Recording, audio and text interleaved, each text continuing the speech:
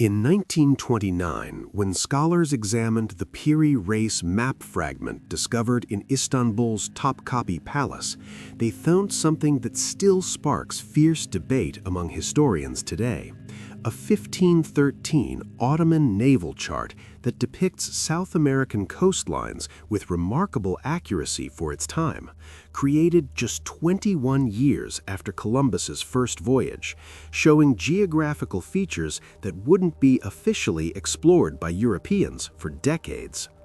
But here's what makes this map genuinely mysterious. Piri Reis himself wrote in the margins that he compiled it from approximately 20 older source maps, including charts he claimed were captured from Spanish sailors and, most intriguingly, maps he claimed dated back to the era of Alexander the Great, suggesting he had access to ancient cartographic knowledge that has since been lost to history. The real question isn't whether this map shows impossible continents, it's what kind of ancient mapping knowledge could produce this level of accuracy. The Piri Reis map uses a projection system and includes details of the South American interior that wouldn't be systematically documented by European explorers until the mid-16th century. When cartographic historians examined the map in 1960, they confirmed it showed what some researchers interpret as the Andes Mountains, along with major river systems and coastal features with surprising accuracy for the early 16th century. The mystery deepens when you read Piri Reis's own notes. He explicitly states he used a map that had been in the possession of Christopher Columbus, along with Portuguese charts and, crucially, ancient maps from the Library of Alexandria period. Whether these ancient sources actually existed or were legendary references, the map demonstrates that pre-Columbian cartographic knowledge was far more sophisticated than we typically acknowledge.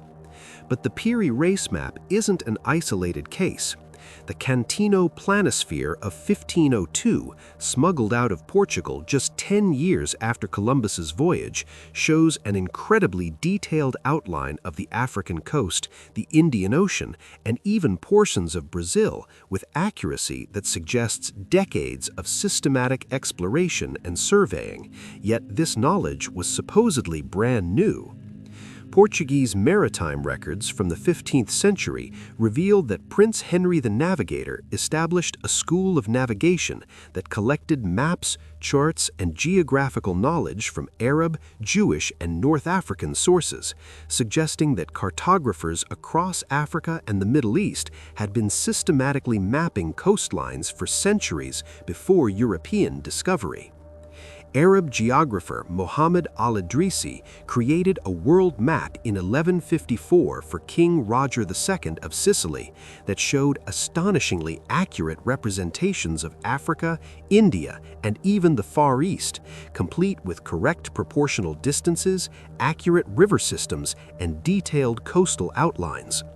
Al-Idrisi claimed he compiled his atlas from the reports of travelers, merchants, and, crucially, ancient geographical texts that predated Islam.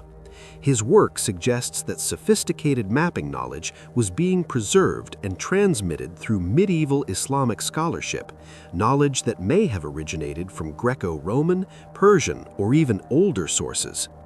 The real mystery isn't about impossible geography, it's about the sophisticated web of ancient and medieval cartographic knowledge that existed long before European exploration, knowledge that was systematically collected, preserved, and lost.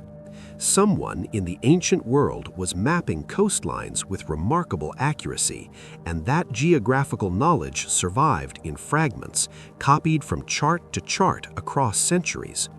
But these maps don't just show land that exists today, they show land that hasn't been seen by human eyes for 10,000 years.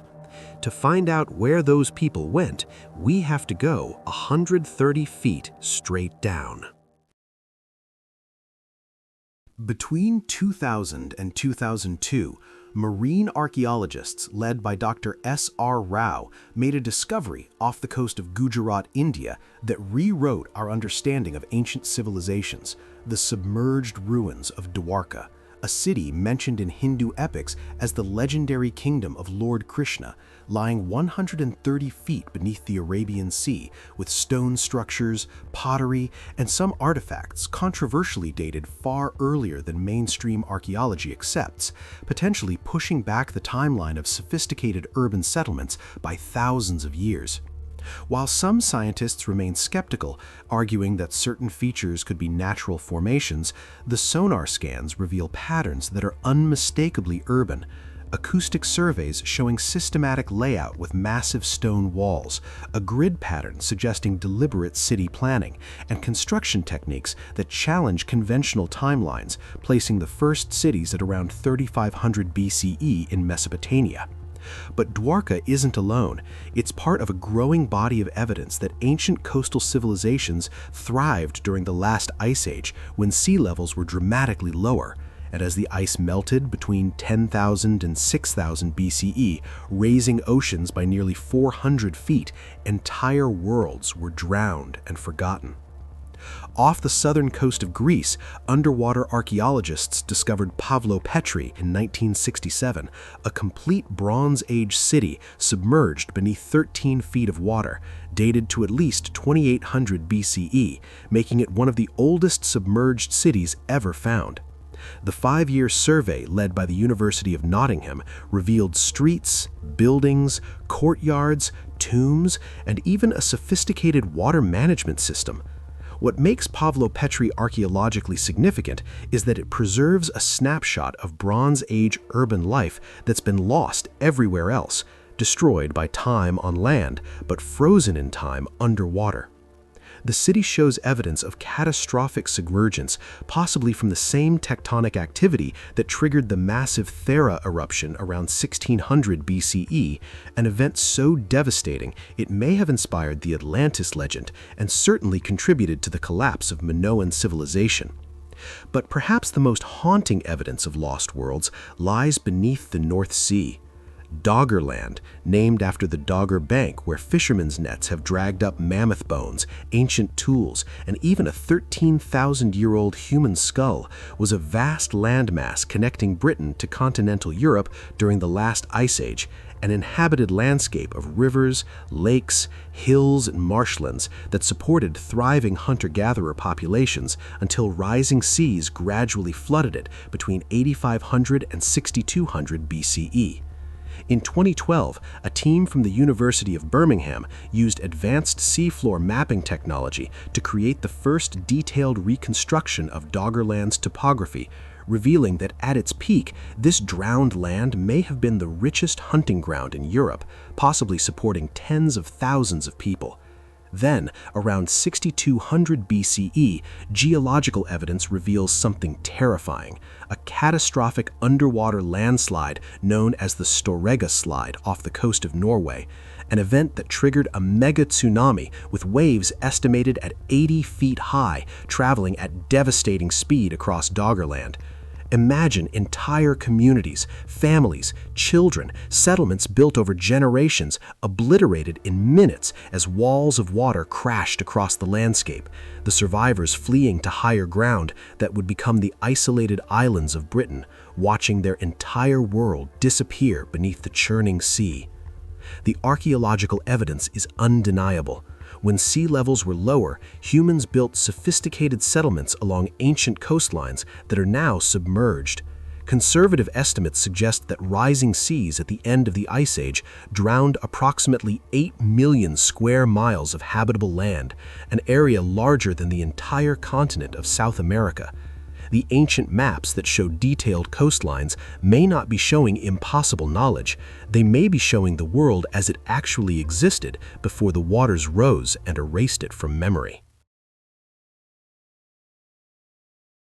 In 1976, historian and navigator Tim Severin built an exact replica of a 6th century Irish leather boat called a currach, following specifications from the medieval text Voyage of St. Brendan, and successfully sailed it 4,500 miles across the North Atlantic from Ireland to Newfoundland, proving that Irish monks could have reached North America nearly 1,000 years before Columbus, and raising the disturbing possibility that much of what we call impossible ancient navigation was actually routine for seafarers whose techniques and knowledge have been completely lost.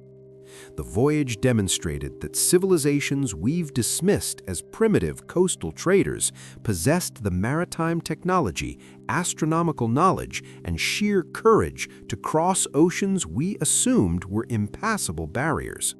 But here's what truly challenges conventional history. Evidence suggests these weren't isolated achievements, but part of sophisticated navigation traditions spanning millennia that we've only recently begun to understand. Polynesian navigators accomplished something that sounds impossible even today. They colonized virtually every habitable island in the Pacific Ocean, from Hawaii to Easter Island to New Zealand, using no instruments, no compasses, no maps, only an oral tradition of wayfinding passed down through generations. These master wayfinders memorized the positions of over 200 stars, read ocean swells and wave patterns bouncing off distant islands beyond the horizon, observed bird flight paths, and even used bioluminescence trails in the water to navigate thousands of miles of open ocean with pinpoint accuracy. In 1976, the Polynesian Voyaging Society built Hokulea, a traditional double-hulled canoe, and navigator Mau Piailug from Micronesia, one of the last traditionally trained wayfinders, successfully guided it 2,500 miles from Hawaii to Tahiti using only these ancient techniques, proving that what seemed like mythology was sophisticated science. But the implications go deeper. In 1513, the Ottoman admiral Piri Reis wrote in his map's annotations that he had access to a map drawn by Columbus and charts captured from Spanish ships, but also mentioned sources dating to Alexander the Great's era, the 4th century BCE. While we can't verify these ancient sources existed, what we do know is that the ancient Mediterranean world possessed remarkably advanced navigation technology. The Antikythera mechanism, discovered in a Roman-era shipwreck in 1901 off the Greek island of Antikythera and dated to approximately 100 BCE, is an analog computer so sophisticated that nothing comparable would exist again until the 14th century. This bronze device, analyzed extensively by modern scientists using X-ray tomography, calculated astronomical positions, predicted eclipses, and tracked the Olympic Games cycle using a complex system of at least 30 meshing bronze gears. If the ancient Greeks could build mechanical computers, what other technologies have we lost? The archaeological evidence keeps mounting. In 2008, researchers discovered that Viking sunstones, mentioned in Norse sagas but long thought mythical, were real navigation tools. These calcite crystals can detect polarized light even on cloudy days, allowing navigators to locate the sun's position and maintain accurate courses across the North Atlantic. A cloudy crystal found in a 16th century shipwreck was tested and confirmed to work exactly as the sagas described. The Vikings weren't lucky explorers stumbling onto new lands. They were sophisticated navigators using optical technology we barely understood until recently. In 1900, Greek sponge divers discovered a 2,000-year-old shipwreck off Antikythera that contained what may be the most paradigm-shattering artifact ever recovered from the ancient world. But it would take over a century before we truly understood what we were looking at, and when scientists finally decoded it using cutting-edge X-ray technology in 2006, they realized the ancient Greeks had achieved a level of mechanical sophistication that wouldn't be matched again for 1,400 years. The Antikythera mechanism contained differential gearing, a technology historians believed wasn't invented until the 16th century, and could predict solar eclipses decades in advance, track the irregular orbit of the moon using epicyclic gearing that anticipated Copernican astronomy by centuries, and calculate the positions of planets visible to the naked eye.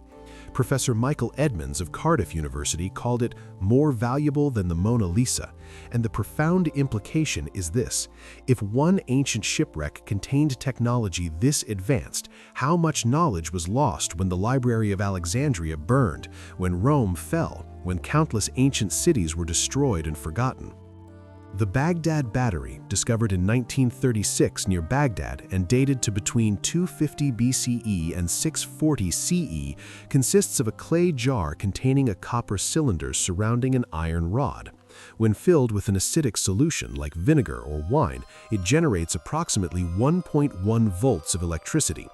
While its actual purpose remains hotly debated among archaeologists, with many suggesting it may have been used for electroplating gold onto silver or even for ritual purposes, replicas have been built and tested, confirming the device functions exactly as an electrical cell. Whether the ancient Parthians or Sasanians intentionally created a battery or stumbled upon electrochemical principles accidentally, the fact remains that electrochemical reactions capable of generating electricity were occurring in the ancient world nearly 2 millennia before Alessandro Volta supposedly invented the first battery in 1800, raising unsettling questions about what other discoveries were made and then forgotten. But perhaps the most unsettling evidence of lost ancient knowledge comes from pharmacology. In 2010, researchers at the University of Nottingham analyzed a 1,000-year-old Anglo-Saxon medical text called Bald's Leech Book, specifically a recipe for an eye salve containing wine, garlic, onion, and ox bile. When they recreated the medieval remedy following the exact specifications, including the requirement to brew it in a brass vessel for 9 days and nights, and tested it against modern antibiotic-resistant bacteria, they were shocked to discover it killed 90% of MRSA bacteria, one of the most dangerous drug-resistant superbugs in modern hospitals. The ancient recipe, dismissed for centuries as superstitious nonsense, performed as effectively as modern antibiotics. This wasn't folk medicine based on luck or placebo. This was methodical pharmaceutical knowledge, carefully formulated and precisely documented, suggesting that medieval physicians understood principles of antibacterial chemistry we're only now rediscovering through modern science.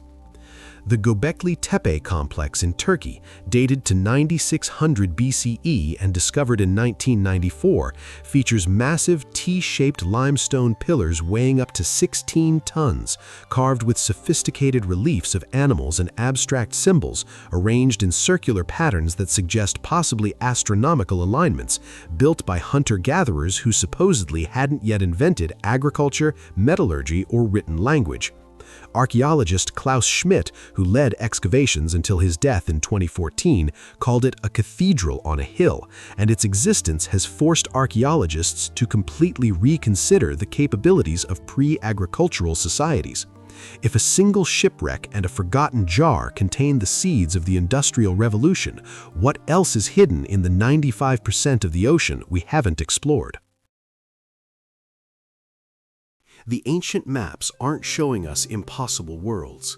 They're showing us how much we've forgotten, how fragile human knowledge truly is, and how easily centuries of accumulated wisdom can vanish in a single generation when civilizations collapse, libraries burn, and oral traditions die with their last keepers.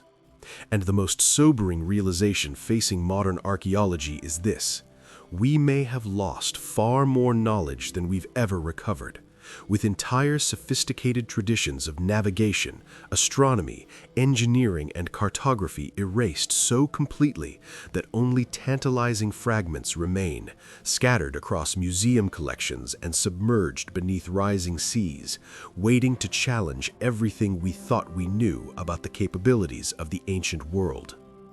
The evidence keeps surfacing, literally, In 2021, marine archaeologists announced the discovery of a 7,000-year-old stone road submerged beneath the Adriatic Sea off the coast of Croatia, connecting the island of Korčula to the mainland, built when sea levels were lower and the island was a peninsula. In 2019, divers found a 9,000-year-old stone settlement off the coast of Israel at Atlat Yam, complete with a stone circle, water wells, and houses preserved beneath 26 feet of water. These aren't mythical Atlantises, they're real communities that thrived during the Neolithic period, when the Mediterranean coastline looked completely different, societies sophisticated enough to build permanent settlements, create monumental architecture, and develop technologies we're only now beginning to understand through underwater archaeology. The cartographic mysteries that sparked this investigation, the Piri Reis maps compilation of ancient sources, Al-Idrisi's 12th century world atlas drawing from centuries-old geographical texts, the Cantino planisphere showing suspiciously accurate coastlines just years after European exploration began, all point to the same uncomfortable truth.